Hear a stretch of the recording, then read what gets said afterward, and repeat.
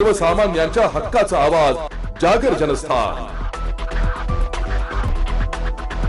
नाशिक महानगरपालिका साजरा करत आहेत स्वच्छतेचा हरित कुंभ। मित्रांनो, आज प्लास्टिकचा वापर हा आपल्या जीवनाचा अविभाज्य भाग झाला आहे, पण यामुळे पर्यावरणाला तर हानी होतेच, शिवाय आपल्या आरोग्यालाही याचा धोका होतो। प्राणी मात्रांचे, जलसाठ्यांचे, पर्यावरण व आरोग्याचे नुकसान होण्यापासून थांबवण्यासाठी प्लास्टिक पिशव्यांना नाही म्हणा, कापडी किंवा कागदी पिशव्यांचा वापर करा। आपल्या छोट्या बदलांमुळे मोठा फरक पडेल, शहरे स्वच्छ व सुंदर होतील। चला, प्लास्टिक मुक्त जीवनशैली स्वीकारूया आणि अस्वच्छतेवर मात करूया। नाशिक महानगरपालिका नाशिक तर्फे जनहितार्थ प्रसारित। अंबरशी टेकडीला अचानक आग, सुमारे 25,000 झाडे जळून खाक। अंमळनेर शहराबाहेरील अंबरशी टेकडीला अचानक आग लागून सुमारे 25,000 झाडे जळून खाक झाल्याची घटना आज दुपारच्या सुमारास घडली आहे। सुमारे 3.5 तास आगीचे तांडव सुरू होतं। पर्यावरणाचा मोठा ऱ्हास झालाय। या टेकडीला समाज कंटकांमुळे 8 ते 10 वेळा आगी लागून नुकसान झालंय। अचानक टेकडीला आग लागल्याची माहिती मुख्याधिकारी तुषार नेरकर यांना मिळाली। त्यांनी अग्निशमक दल प्रमुख गणेश गोसावी, दिनेश बिराडे, फारुख शेख, जफर पठाण, मच्छिंद्र चौधरी, सत्येंद्र सदानशिव, आकाश सदानशिव, भिका सदानशिव, आकाश बाविस्कर यांना 2 मोठे व 1 लहान बंब तसेच आरोग्य विभागाचे ट्रॅक्टर घेऊन टेकडीवर पाठवले। अग्निशमन दलाचे कर्मचारी पाण्याने आग विझवत होते, तर अंबरशी टेकडी ग्रुपचे सदस्य महिला हाऊसिंग ट्रस्टच्या महिला झाडाचा पालापाचोळा आपटून वेड्यासारख्या आग विझवत होत्या। साऱ्यांच्या प्रयत्नाने सुमारे 3.5 तासाने आग शमवण्यात यश आले। हनुमान टेकडीकडील भागाला आधी आग लागली, त्यानंतर आग पसरत नक्षत्रवन, अमृतवन, रोटरीवन, IMA1 जळून खाक झाले। 1111 गटातील काही भाग देखील जळालाय। टेकडीवर सुमारे 45,000 झाडे लावलेली होती। एक प्रकारे जंगल वसले असून या ठिकाणी पक्षी, प्राणी, सरपटणारे प्राणी यांचा वावर वाढला होता। जमिनीची धूप थांबवण्यासाठी तसेच प्राण्यांना, पक्ष्यांचे घरटे सुरक्षित राहावेत म्हणून जमिनीवरील गवत जैसे ते ठेवण्यात आले होते। या टेकडीच्या संवर्धनासाठी शहरातील अनेकांनी योगदान दिलेले आहे। टेकडी ग्रुप नियमित देखभाल करतो। 5,000 पिंपळाची झाडे आणि इतर अशी सुमारे 25,000 झाडे जळून टेकडीचा 50 ते 60% भाग जळालाय। टेकडीवर येणारे काही दारुडे, गांजा, विडी, सिगारेट पिणाऱ्यांमुळे ही आग लागली असावी असा अंदाज आहे। जागर जनस्थानसाठी प्रतिनिधी फराज अहमद, जळगाव।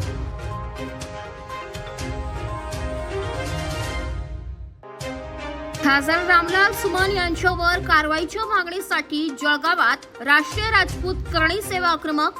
कारवाईच्या मागणीसाठी जिल्हाधिकारी कार्यालयासमोर निदर्शने, जोरदार घोषणाबाजी। समाजवादी पार्टीचे राज्यसभा खासदार रामलाल सुमन यांनी संसदेत महाराणा संग्राम सिंग उर्फ राणा सांगा यांच्याबद्दल अपशब्द वापरल्याच्या प्रकरणी त्यांच्यावर कठोर कारवाई करण्यात यावी, या मागणीसाठी आज राष्ट्रीय राजपूत करणी सेना आक्रमक झाली होती। सुमन यांच्या विरुद्ध राष्ट्रीय करणी सेनेच्या पदाधिकाऱ्याने निदर्शने करत जोरदार घोषणाबाजी केली आहे। तसेच याबाबतचे निवेदन जिल्हाधिकारी यांना देण्यात आले। राजपूत समाजाने सुमन यांची खासदारकी रद्द करून राष्ट्रद्रोहाचा गुन्हा दाखल करण्याची मागणी केली असून सुमन यांनी समाजाची माफी ही मागावी अशी भूमिका घेतली आहे। या प्रकारामुळे जनतेत नाराजी असून शांतता भंग होण्याची शक्यता असल्याचे निवेदनात म्हटले आहे। 15 दिवसात कारवाई न झाल्यास राष्ट्रीय राजपूत करणी सेवा तीव्र आंदोलन छेडणार असल्याचा इशाराही देण्यात आला आहे। हिंदू सूर्य महाराणा प्रतापजी, छत्रपती शिवाजी महाराज, डॉक्टर बाबासाहेब आंबेडकर, महात्मा ज्योतिबा फुले यांना सर्वप्रथम मी विनम्रपणे अभिवादन करतो।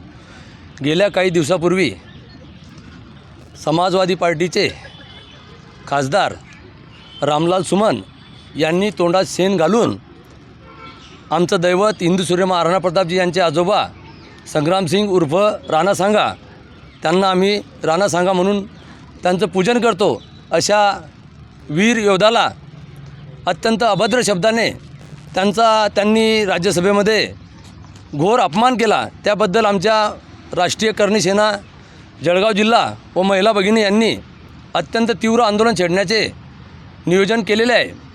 त्या संदर्भामध्ये आम्ही आज जळगाव जिल्ह्याचे कर्तव्यदक्ष जिल्हाधिकारी आयुष प्रसादजी यांना निवेदन दिलेलं आहे। जर का आमच्या या निवेदनाचा विचार शासनाने योग्य प्रकारे नाही केला तर आम्ही येणाऱ्या काळामध्ये रस्ता रोको किंवा भव्यदिव्य आंदोलन छेडल्याशिवाय राहणार नाही, याची शासनाने जबाबदारी घ्यावी। आणि जर शासनाने जबाबदारी नाही घेतली आणि जो काही अनर्थ घडला त्याला सर्वस्वी शासनाची जबाबदारी येईल अशी मी विनंती करतो। आपलं नाव? माझं नाव भरतप्पा पाटील, मी नगरसेवक आहे बोदवडला.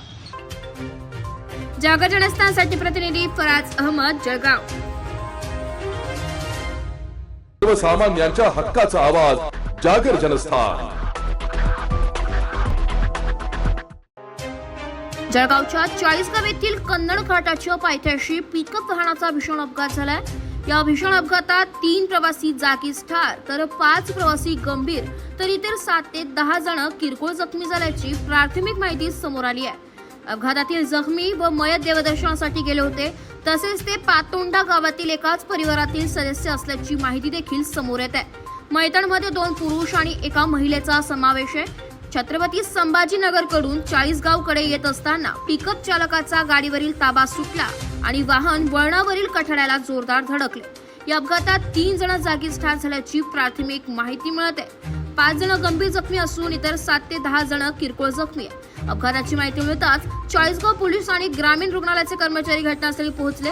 जखमींना तातडीने रुग्णालयात हलवण्यात येत आहे. दुसरीकडे पोलिसांकडून घाटातील वाहतूक सुरळीत करण्याचा प्रयत्न सुरू आहे. 3 जण मयत झाल्याची माहिती चाळीसगाव ग्रामीण रुग्णालयाचे वैद्यकीय अधीक्षक डॉक्टर करंबळेकर यांनी दिली आहे, तर 5 जण गंभीर जखमी असल्याचंही त्यांनी सांगितलंय. दरम्यान मयतांचा आकडा वाढण्याची भीती व्यक्त केली जात आहे. जागर जनस्थानसाठी प्रतिनिधी फराज अहमद, जळगाव.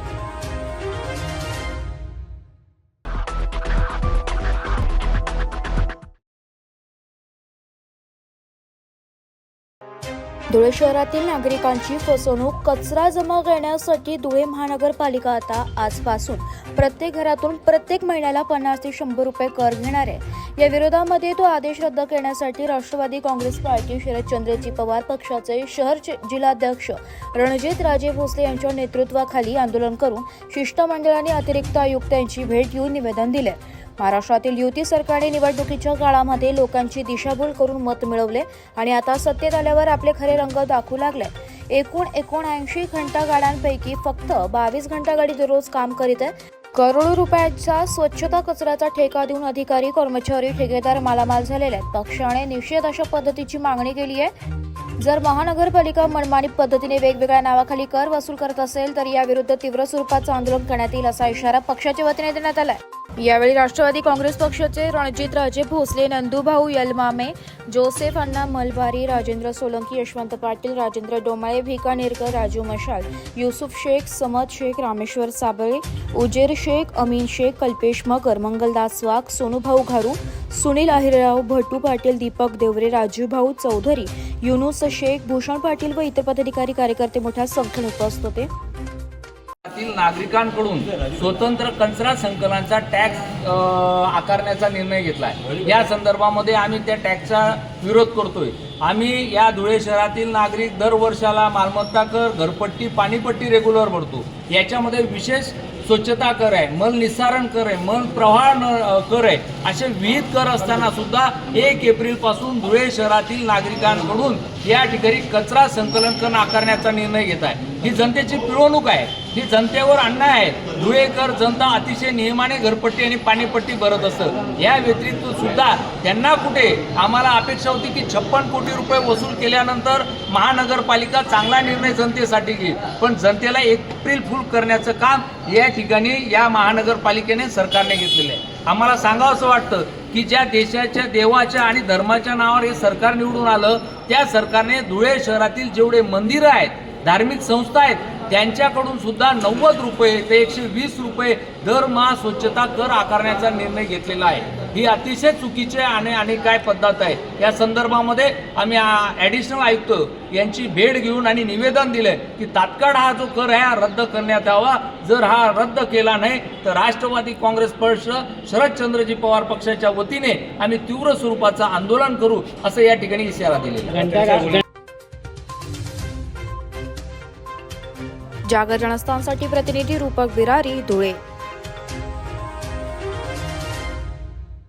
आत्मा मालिक हॉस्पिटलतर्फे दिनांक 1 डिसेंबर 2024 पासून आरोग्य तपासणी शिबिर सुरू करण्यात आले.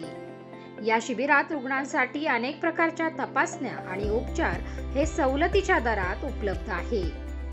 शिबिर 21 जून 2025 जागतिक योग दिनापर्यंत चालणार असून 35,000 रुग्णांपर्यंत शिबिर पोहोचवण्याचे उद्दिष्ट आहे. हॉस्पिटलमध्ये अनेक सुविधा उपलब्ध आहे.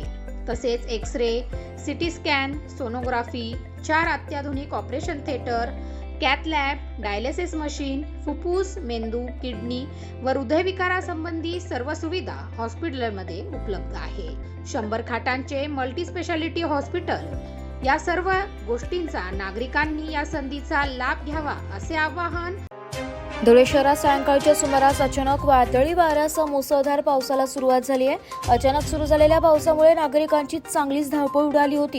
गेल्या 2 दिवसांपासून पावसाचं वातावरण धुळ्यात निर्माण झालं होतं. अखेर सायंकाळच्या सुमारास जोरदार वाऱ्यासह मुसळधार पावसाने हजेरी लावली आहे. कोसळलेल्या या पावसामुळे गेल्या अनेक दिवसांपासून उकाड्याने त्रस्त झालेल्या नागरिकांना काहीसा दिलासा मिळालाय. काही नागरिकांनी पावसात भिजण्याचा आनंद देखील घेतलाय. तर शहराच्या काही भागात मुसळधार पावसामुळे झाडे उन्मळून पडल्याचं तर काही ठिकाणी बॅनर देखील जमिनीवर कोसळले. हवामान खात्याने धुळे शहरासह जिल्ह्यात आणखी जोरदार पाऊस होण्याची शक्यता वर्तवली आहे. जागर जनस्थानसाठी प्रतिनिधी रूपक बिरारी, धुळे. वाचन संस्कृती लोप पावत असलेल्या आजच्या काळातील साहित्यात जीवनाचे प्रतिबिंब उमटावे. ग्रामीण साहित्यात शेतकऱ्यांच्या जगण्याचे प्रश्न, त्यांच्या समस्या, अडचणी उमटल्या पाहिजे तशी अपेक्षा शेतकरी नेते तथा माजी खासदार राजू शेट्टी यांनी पुंडलिक नगर येथे आयोजित 4थ्या शेतकरी संमेलनात बोलताना व्यक्त केली आहे. परमहंस संत पुंडलिक महाराज यात्रा महोत्सवाअंतर्गत येथील पुंडलिक महाराज मंदिर परिसरात आयोजित 4थ्या शेतकरी साहित्य संमेलनाचे अध्यक्ष म्हणून ते बोलत होते. जनमंच नागपूरचे अध्यक्ष राजीव जगताप यांच्या हस्ते संमेलनाचे उद्घाटन झाले. जिल्हा उपनिबंधक डॉक्टर प्रवीण लोखंडे, संस्थानचे अध्यक्ष विठ्ठलराव पातोंड, स्वागताध्यक्ष माधवराव काळे, प्रगती शेतकरी मंडळाचे अध्यक्ष राजू पाटील वानखेडे मंचावर उपस्थित होते. ग्रंथ व शेती अवजारांच्या दिंडीने साहित्य संमेलनाची सुरुवात झाली. विद्यार्थ्यांसाठी शैक्षणिक क्षेत्रातील सेवेत मोठे योगदान देणारे स्टेट बँकेचे सेवानिवृत्त अधिकारी रमेश चंद्र कुर्मी यांना पहिल्या आंतरभारतीय स्नेह संवर्धन पुरस्काराने, दैनिक सकाळ अॅग्रोवनचे अकोला जिल्हा प्रतिनिधी गोपाल हागे यांना जनमंच पत्रकारिता पुरस्काराने सन्मानित करण्यात आले. तालुक्यातील प्रयोगशील शेतकरी दिगंबर जाधव लाईत व रोहन फुके रामखेड या 2 शेतकऱ्यांना जनमंच शेतकरी प्रेरणा पुरस्कार देऊन गौरवण्यात आले. याचं कारण शेतकऱ्याला उत्पादन खर्चापेक्षा कमी किमतीमध्ये आपला शेतीमाल विकावा लागतो. 5-6 वर्षापूर्वी शेतकऱ्यानं सोयाबीनला 9,000 रुपये क्विंटलला भाव घेतला. आज तो 3600-3700 रुपये भाव घेतोय. 5-6 वर्षापूर्वी रासायनिक खताच्या किमती किती होत्या, बियाण्याची किमती किती होत्या, तणनाशकाच्या किमती किती होत्या, मजुरी किती होती.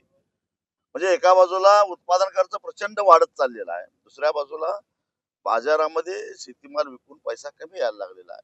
आणि ती जी तूट होते ती तूट भरून काढता काढता शेतकऱ्याचा जीव कासावीस होतो. आणि मग आपल्या मुलाबाळांचं भवितव्य काय, आपलं भवितव्य काय या चिंतेपोटी शेतकरी आत्महत्या करतो. मोठं दररोज जवळपास 8 शेतकरी आत्महत्या करतात. सरकारला लाज वाटली पाहिजे. खर तर महायुतीनं विधानसभेच्या निवडणुकीमध्ये जो जाहीरनामा प्रकाशित केलेला होता, त्या जाहीरनाम्यामध्ये जर महायुतीचे सरकार पुन्हा आलं तर महाराष्ट्रातल्या शेतकऱ्यांचा 7-12 कोरा करू आणि केंद्र सरकारनं जो हमीभाव जाहीर केलेला आहे त्या हमीभावावर 20% अनुदान देऊ अशा प्रकारची घोषणा केली होती. 4 दिवसापूर्वी अजितदादा पवार हे कोल्हापूरच्या दौऱ्यावर आलेले होते 28 मार्चला. त्यावेळी त्यांनी सांगितलं की राज्याची आर्थिक स्थिती अत्यंत बिकट आहे, त्यामुळं आम्ही काही कर्ज मुक्त करू शकत नाही. 20% अनुदान द्यायचं तर त्यांनी विषयच हातात घेतला नाही. एक तर गेली अनेक वर्ष अजितदादा पवार हे राज्याचे अर्थमंत्री आहेत. गेल्या सरकारमध्येही ते अर्थमंत्री होते. राज्याच्या अर्थव्यवस्थेची आर्थिक स्थितीची खडानखडा त्यांना माहिती होती. मग महायुतीनं अशा प्रकारचा जाहीरनामा का काढला हा आमचा सवाल आहे. म्हणजे शेतकऱ्यांना गंडवायचं, त्यांची मतं घ्यायची आणि त्यांना वाऱ्यावर सोडून द्यायचं. म्हणजे एक प्रकारे शेतकऱ्यांच्या भावनेशी खेळ चालू आहे. आणि म्हणून आम्ही इशारा दिला की ठरवून तुम्ही आम्हाला फसवलेला आहे. त्यामुळं महायुतीमध्ये सामील असणाऱ्या तिन्ही पक्षाच्या कुठल्याही मंत्र्याला आम्ही ग्रामीण भागामध्ये फिरून देणार नाही. मोहम्मद तुघलकासारखं सध्या राज्यकर्ते वागतायत. त्यामुळं त्यांचं तशा वागण्याचं आम्हाला काय आश्चर्य वाटत नाही. पण मोहम्मद तुघलकाचा शेवट कसा झाला हा इतिहास जरा त्यांनी तपासून बघावा. काही अंशी शेतकरी सुद्धा त्याला जबाबदार आहेत. शेतकऱ्यांना आपले प्रश्न, मग शेतीमालाचा भाव असेल, शेतीमालाचं उत्पादन घेण्यासाठी जे काही निविष्ठा खरेदी करावी लागतात त्याच्यावर आकारलेली GST असेल की ज्याच्यामुळे उत्पादन खर्च वाढतो, किंवा नैसर्गिक आपत्तीमध्ये शेतकऱ्यांच्याकडे सरकारचं होणारं दुर्लक्ष असेल, किंवा विम्याच्या नावाखाली सरकारची तिजोरी लुटण्याचा ह्या कॉर्पोरेट कंपन्यांचा उद्योग असेल, या गोष्टीकडे शेतकऱ्यांना गांभीर्यानं लक्ष दिलं नाही. आणि ज्या डोकी भडकवणाऱ्या भावनिक मुद्द्याला लक्ष दिलं. शेतकरी हा शेतकरी राहिलेला नसून तो कुठल्या तरी जातीचा, कुठल्या तरी धर्माचा असा शेतकरी झाला. त्याचे हे सगळे परिणाम. जागर जनस्थानकरिता कॅमेरामॅन अमय आगळेकरचा ब्युरो चीफ प्रतीक गुरेकर, मूर्तिजापूर, अकोला. कोट्यावधींची फसवणूक करणाऱ्या पांढरपेशी गुन्हेगाराला गुंडविरोधी पथकाने राजस्थानातून अटक केली आहे. आज दिनांक 3 एप्रिल रोजी दुपारी 1 वाजेच्या सुमारास पोलिसांकडून मिळालेल्या माहितीनुसार फिर्यादी पंकज कुमार आनंद कुमार ठाकूर यांच्या IS infrastructure and Buildcon private limited या कंपनीने भागीदारीमध्ये आडगाव, निफाड, औरंगाबाद या रस्त्यांचे बांधकाम केले होते. सदरच्या बांधकामांच्या नुकसान भरपाई पोटी मिळणाऱ्या मोबदला रक्कम 12,61,68,000 एवढी रक्कम खोटे व बनावट दस्त बनवून ते बँकेत सादर करून आरोपी शकूर अहमद, जलाउद्दीन सय्यद व त्याच्या इतर साथीदारांनी कंपनीमध्ये बेकायदेशीरपणे वर्ग करून सदर रकमेचा कट कारस्थान रचून फिर्यादी यांची आर्थिक फसवणूक केली. या प्रकरणी सरकारवाडा पोलीस ठाण्यात गुन्हा दाखल करण्यात आला होता. त्या अनुषंगाने गुन्ह्यातील पाहिजे असलेल्या आरोपीचा शोध घेत असताना गुंडविरोधी पथकाचे प्रभारी अधिकारी सहाय्यक पोलीस निरीक्षक ज्ञानेश्वर मोहिते यांना मिळालेल्या माहितीनुसार मुख्य आरोपी शकूर सय्यद हा इंदोर येथून सध्या राजस्थान येथे पळून गेलाय. सदरची माहिती पोलीस उपायुक्त गुन्हे शाखा प्रशांत बच्चाव, पोलीस आयुक्त गुन्हे शाखा संदीप मिटके यांना देऊन त्यांच्या मार्गदर्शनाखाली गुंडाविरोधी पथकाचे पोलीस अंमलदार विजय सूर्यवंशी, प्रदीप ठाकरे, अक्षय गांगुर्डे, राजेश राठोड असे तात्काळ राजस्थान येथे रवाना झाले. 2 दिवस सापळा रचून मानवी व तांत्रिक कौशल्य वापरून शकूर सय्यद याला फतेपूर रोड, अलीनगर, सिकर, राजस्थान येथे ताब्यात घेण्यात आले. पुढील तपासासाठी त्याला आर्थिक गुन्हे शाखा नाशिक शहर यांच्या ताब्यात देण्यात आले. जागर जनस्थानसाठी प्रतिनिधी संदीप नवसे, नाशिक.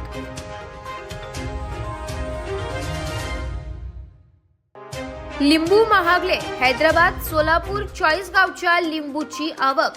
सध्या उन्हाचा कडाका जाणवत असल्याने नागरिकांची पावले लिंबू खरेदीकडे वळली आहे. मात्र याच लिंबूने चांगला भाव खाल्ला असून धुळ्यातल्या बाजारपेठेत 150 रुपयांपासून 200 रुपये किलो पर्यंतच्या लिंबूची विक्री केली जाते. लिंबूचे भाव वाढले असले तरी नागरिकांनी लिंबू खरेदीसाठी खरेदी केली आहे. सध्या महाराष्ट्रात लिंबूचं उत्पादन कमी घेतले जात असल्याने हैदराबाद, विजापूर, सोलापूर, चाळीसगावसह विविध भागातून धुळ्यात लिंबू विक्रीसाठी दाखल होत आहे. सर्वसामान्यांच्या आरोग्यासाठी हितकारक असलेल्या लिंबूंची मागणी दिवसेंदिवस वाढत आहे. अशातच उन्हाळा लागल्याने लिंबू खरेदी करण्यासाठी नागरिकांची गर्दी पाहायला मिळत आहे. मात्र मागच्या वर्षीच्या तुलनेत यंदा लिंबूचे भाव वाढले असून परराज्यातून लिंबूची आवक केली जाते. त्यामुळे भर उन्हाळ्यात लिंबूने चांगलाच भाव खाल्लेला आहे.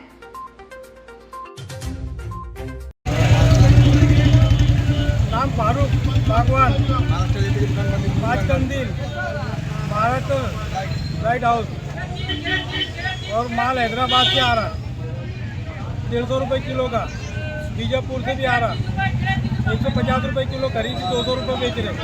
माल महाराष्ट्र में बहुत कम है, इसलिए माल को भाव ज़्यादा है. लोगों का प्रतिशत चालू है ना, माल की बिक्री भी अच्छी हो रही है. व्यापार इतना बिक रहा, इसलिए वापर ज़्यादा है. शरबत का वापर ज़्यादा है, सोडे का वापर ज़्यादा है. लोग घर में ज़्यादा खाते हैं, तो होटल वाले ज़्यादा लेके जाते हैं. गर्मी के हिसाब से वापर बहुत ज़्यादा है, इसलिए भाव ज़्यादा है. और माल महाराष्ट्र में कम है, बाहर से माल आ रहा बीजापुर से और सोलापुर से। जागर जनस्थानसाठी प्रतिनिधी रूपक बिरारी, धुळे.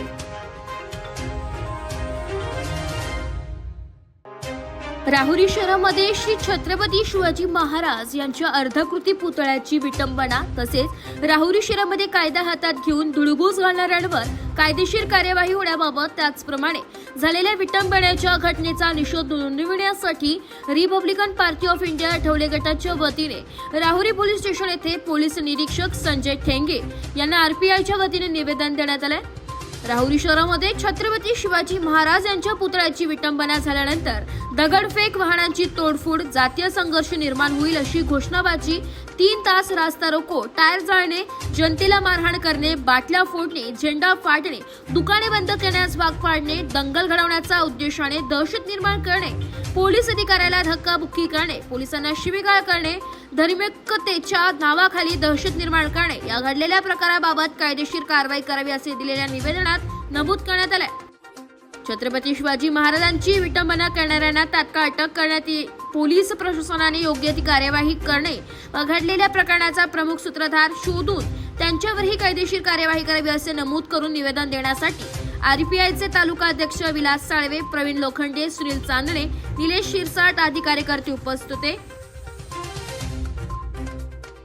छत्रपती शिवाजी महाराज यांची 26 तारखेला काही समाजकंटकांनी त्यांच्या शिवाजी महाराजांच्या पुतळ्याला जी विटंबना केली आणि त्याच्या निषेधार्थ आज आम्ही रिपब्लिकन पार्टी ऑफ इंडियाच्या वतीने पोलीस प्रशासनाला निवेदन दिलेलं आहे की आरोपीला तात्काळ अटक झाली पाहिजे. आणि त्या दिवशी काही झुंडशाही प्रवृत्तीच्या लोकांनी काही जो उद्रेक केला त्यांच्यावरही प्रशासनाने कारवाई करावी आणि जो कोणी धार्मिक तेढ निर्माण करीत असन याच्यावर पोलीस प्रशासनाने कडक कारवाई करावी या संदर्भात आम्ही रिपब्लिकन पार्टी ऑफ इंडियाच्या वतीने निवेदन दिलं. आणि येत्या 5 दिवसामध्ये जर पोलीस प्रशासनाने तपास लावला नाही तर आम्ही सर्व राहुरी शहरवासियांना बरोबर घेऊन पोलीस स्टेशनवर भव्य असा मोर्चा काढणार आहोत. याची प्रशासनाने नोंद घ्यावी एवढं. जागर जनस्थानसाठी प्रतिनिधी राजेंद्र साळवे, राहुरी.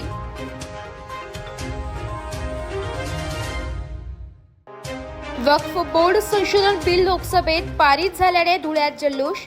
वक्फ बोर्ड संशोधन बिल लोकसभेत भाजपाने पारित केल्याने धुळ्यात वक्फ बोर्ड संघर्ष समितीच्या वतीने धुळ्यात फटाक्यांची आतिषबाजी करत जल्लोष साजरा करण्यात आलाय. यावेळी भारतीय जनता पार्टीचा विजय असो, प्रधानमंत्री नरेंद्र मोदी साहेबांचा विजय असो आदी घोषणा देत जल्लोष साजरा करण्यात आलाय. यावेळी हिरामन गौरी, अशोक यलमामे, माजी महापौर जयश्री अहिरेराव, चंद्रकांत सोनार, अनिल थोरात, पप्पू डापसे, शिवाजीराव काकडे, कमलाकर पाटील, राजू गुजराती, संतोष खंडेलवाल यांच्यासह नागरिक मोठ्या संख्येने उपस्थित होते. भारतीय जनता पार्टीचे नेते, प्रगतिशील पंतप्रधान, शब्दाला जागणारे पंतप्रधान परमपूजनीय नरेंद्र मोदी साहेब यांनी शब्द दिला होता अभिवचननाम्यातून की या देशातील मुस्लिम धर्मीयांना वक्फ बोर्डाच्या नावाखाली दिलेली 9,00,000 हेक्टर जमीन ही बेकायदेशीर होती आणि ती कायदेशीर करून पुन्हा भारत सरकारच्या ताब्यात घेतल्याशिवाय राहणार नाही. तो शब्द आज पाळण्यासाठी संसदेमध्ये आज विधेयक टाकून त्यावर चर्चा सुरू झाली आहे. धुळे शहरामध्ये 3200 ते 3300 रहिवासी आम्ही धुळे शहरात आहोत. ती जागा सुद्धा वक्फ बोर्डाने त्यांच्या नावावर केलेली आहे. म्हणून वक्फ बोर्ड संघर्ष समितीच्या वतीने आम्ही या ठिकाणी आनंदोत्सव साजरी केलेला आहे की संसदेमध्ये बिल पास तर होईलच, परंतु अन्न महत्त्वाचं होतं आणि तो शब्द मोदी साहेब त्याचप्रमाणे भारतीय जनता पार्टीने पाळलेला आहे. म्हणून आम्ही या विधेयकाला पाठिंबा देऊन माननीय पंतप्रधान नरेंद्र मोदी साहेब, भारतीय जनता पार्टी आणि NDA सरकारचं आम्ही मनपूर्वक आभार मानून जल्लोष साजरी केली. जागर जनस्थानसाठी प्रतिनिधी रूपक दिरारी, धुळे. दीपनगर नवीन प्रकल्पाच्या समोर कपिल वस्ती येथील नागरिकांचे रोजगारासाठी आमरण उपोषण. दीपनगर औष्णिक विद्युत केंद्र 660 प्रकल्पासमोर कपिल वस्ती नगर येथील नागरिकांकडून आमरण उपोषण सुरू करण्यात आले. संबंधित उपोषणकर्त्यांचे म्हणणे आहे की मिलिंद नगर येथे रहिवास होता. दीपनगर येथून त्यांना स्थलांतरित करतेवेळी रोजगार म्हणून त्यांना दीपनगर औष्णिक विद्युत केंद्रामध्ये प्राधान्य देण्याचे येईल असे व येथील सर्व बेरोजगारांना रोजगार देण्यात येईल असे म्हटले गेले होते. परंतु 660 मेवा प्रकल्प कार्यान्वित होऊन टेंडरिंग होऊन देखील अद्यापही एकाही बेरोजगाराला तिथे रोजगार मिळालेला नाही असं सांगण्यात येत आहे. जोपर्यंत आमच्या मागण्या पूर्ण होत नाही तोपर्यंत उपोषण सुरू राहील असे राष्ट्रीय माथाडी जनरल कामगार सेनेचे जिल्हाध्यक्ष बालाजी पठाडे यांनी बोलताना सांगितले. जय महाराष्ट्र, जय शिवराय. आज दिनांक 2 एप्रिल राष्ट्रीय माथाडी कामगार सेना उद्धव बाळासाहेब ठाकरे यांच्या नेतृत्वामध्ये कपिलनगर पुनर्वसित गाव दीपनगर प्रशासनानं 2003 मध्ये पुनर्वसित केले होते. त्या माध्यमातून 2003 मध्ये दीपनगर प्रशासनाचे CM साहेब मिलिंद नगर इथे सर्व नागरिक हे मिलिंद नगरमध्ये राहत होते. त्या माध्यमातून त्यांना स्थलांतरित कपिल वस्तीमधून स्थलांतरित केले आणि त्यांना आश्वासित केले होते की कॉन्ट्रॅक्टर बेसवर आम्ही प्रकल्प 660 मध्ये किंवा 500 मध्ये आम्ही कामावर घेऊ. त्या माध्यमातून आमचा स्वतःचा लढा दीपनगर पुनर्वसित हा लढा 2017 पासून हा कायमस्वरूपी लढत आलेला आहे. त्याच माध्यमातून कपिलनगर या वस्तीमधले अद्यापपर्यंत 660 प्रकल्प पूर्ण स्थानिक रूपात सुरू झालेले असून अद्यापपर्यंत कपिल वस्तीचा एकही कामगार या प्रशासनानं किंवा या कॉन्ट्रॅक्टरना कामावर घेतला नाही.